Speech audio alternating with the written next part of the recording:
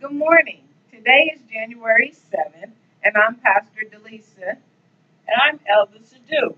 Today we're going to be covering in Proverbs chapter 7, and we encourage you to read all of the chapter.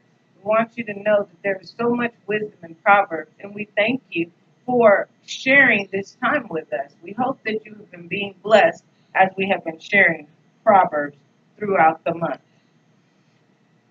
Proverbs 7 1 through 5, we're going to read, and then we're going to break it off a little bit and go through 12 through 20 or 19. And it reads, My son, keep my words and treasure my commands within you. Keep my commands and live, and my law as the apple of your eye. Bind them on your fingers. Write them on the tablet of your heart. Say to wisdom, You are my sister, and call understanding your nearest kin, that they may keep you from the immoral woman, from the seductress who flatters with her words. Now, in verse 12, at times she said she was outside, at times in the open square, lurking at every corner. She caught him and kissed him. With an impudent face, she said to him, I have peace offerings with me. Today I have paid my vows. So I came out to meet you, diligently to seek your face. And I have found you. I have spread my bed with tapestry, colored coverings of Egyptian linen. I have perfumed my bed with myrrh, aloes, and cinnamon. Come, let us take our fill of love until morning. Let us delight ourselves with love. For my husband is not at home. He has gone on a long journey. Well, Wow. yeah. So, once again, Proverbs is talking about immortality when you commit adultery. And it's a dangerous, disastrous thing for a person to go into. As you see, she's sinning against her husband, also against God. Sexual immortality can be avoided by committing yourself to the Word of God, to the Spirit of God, allowing our thoughts to dwell on helpful pleasures of, allowing ourselves to dwell on lustful pleasures is not of God, and knowing this can lead sin to sorrow in your home and in your life, cause a lot of destruction in your family, in your church fellowship. So we need to not do these things and depend on God to help us with our lustful ways and put us on the path of righteousness. What do you think about that? Man, this chapter is so deep. It starts out talking about the son to keep the word, to treasure his commands, and realizing if we keep the law of wisdom close to our heart and as the most important thing, the apple of our eye, right? Then if we keep it close, then it will keep us from the immoral woman, which is talking about here. But remember, I told you, whenever you see him or the son, we want to input our name, right? Yes. So guess what? It will keep a woman from the immoral man, right? Exactly. Because this is a twofold situation that could happen. It could be a man going to a married woman, a married man going to a woman, or vice versa. And then when we go into 12 on, we see here in verse 14, it really hits the mark.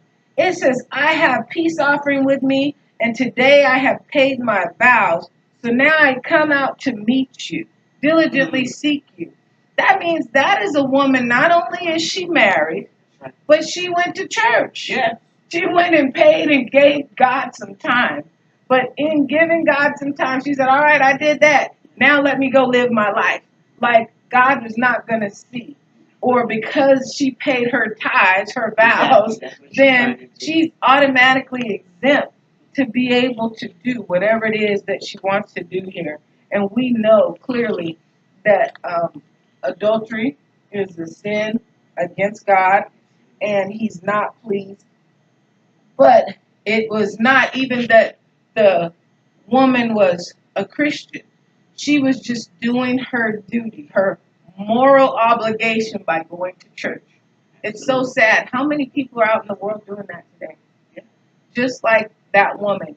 I went to church, so now I can do what I want to do. I went to church, I gave God his time. Now the rest of the time is mine. I can act any kind of way, do any kind of thing, and it's all right because at least I went to church. Well, that's a form of idolatry. It sure You want God to be the magician in your life. Okay? So, no, that's not of God.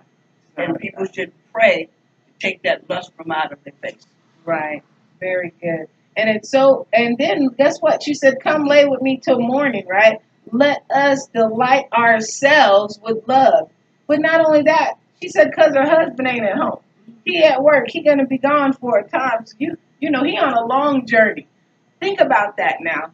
Not only was she committing adultery, not only was she being immoral, not only was she up in church being a hypocrite, but then she told the man to come to her home because her husband wasn't home. That is the craziest, most disrespectful to do something like that in your home. And then as you read on, because we want you to read the full chapter, but as you read on, you'll find the husband came home. And when he came home, guess what happened? They were both shocked and surprised, right? And so what happens in this type of situation? It leads you to hell. It leads you down to destruction. And in that, it can cause death. It can cause physical death. Because if a husband catches you in his house, not good. He can kill you, right? But it also causes death in your spirit, death in your family, death to a lot of things. And so we don't want that to be you. We don't want that to be your story. Wisdom cries out to us to do better. Wisdom cries out for us to live the way God would have us to live. Wisdom cries out to us to stay away from evil, from wickedness, from immorality. Wisdom cries out to us. It says that we should have wisdom. Say to wisdom, you are my sister. Right. And call understanding our nearest of kin. That means our understanding should be so close. Nothing can separate us from it. Wisdom should be our sister. That's that sister that you have that even though you don't like what she got to say, she going to tell you what's right. That's right. Girl, don't go that way. Girl, you better leave that thing alone. You better leave him alone. You know I love you. I don't care what they're saying to you. You know, it's not right. And so that's what wisdom does. Wisdom cries out to us, leading us down the right path and keeping us off of the wrong path so that we don't find ourselves in a situation of destruction. So also in today's world, we got to teach our young people not to go astray into that condemned situation. They think that it's okay to sleep around, but there's still dangers out there. There's diseases out there that can kill them. That's true. So we as the parents, the church, should be mentoring them to live a righteous life. Very good. Understand? So, and it all starts with teaching them wisdom. Exactly. Well, we hope that you were blessed on today, and we want to just thank you for tuning in with us. And we hope that you're being blessed by these messages on today. We want you to know one thing for sure, and that's that we love you. And there's nothing you can do about it. Be blessed. Amen.